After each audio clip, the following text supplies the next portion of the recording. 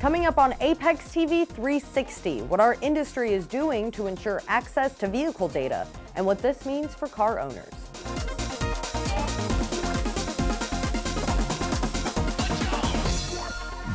I'm Christina Jensen for Apex TV 360. Gaining access to automotive telematics data is an important issue for our industry. Several aftermarket groups are trying to ensure the car owner is the one controlling access to the data, not the vehicle manufacturer.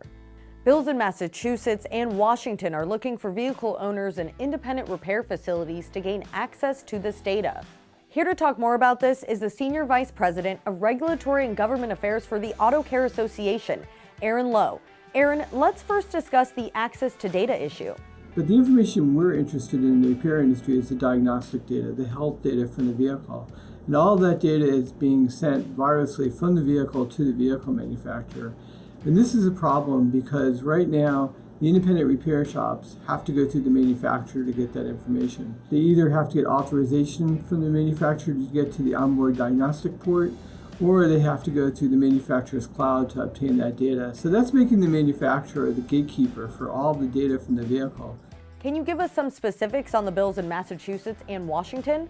In Washington, we're working with a broad coalition of stakeholders, including car rental companies, fleet owners, insurance companies, and consumer groups, to try to obtain introduction of legislation that would allow for the car owner to control access to the data from their vehicle.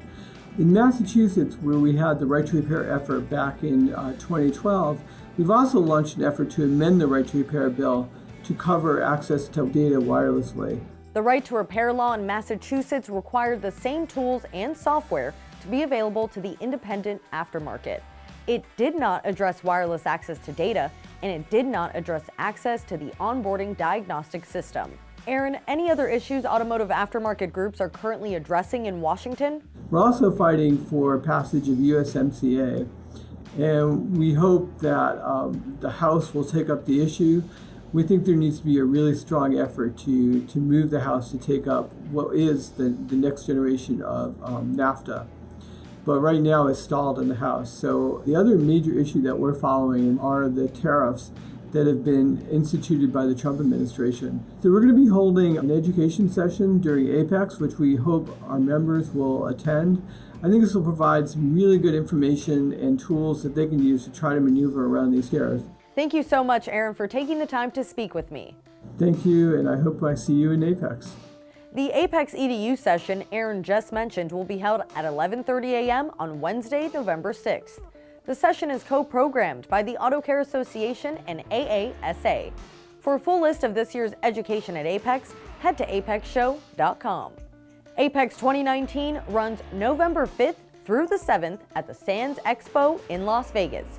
Make sure to register at apexshow.com. And join the conversation with the Apex community on Facebook, Twitter, Instagram, and LinkedIn. Use the hashtag Apex19.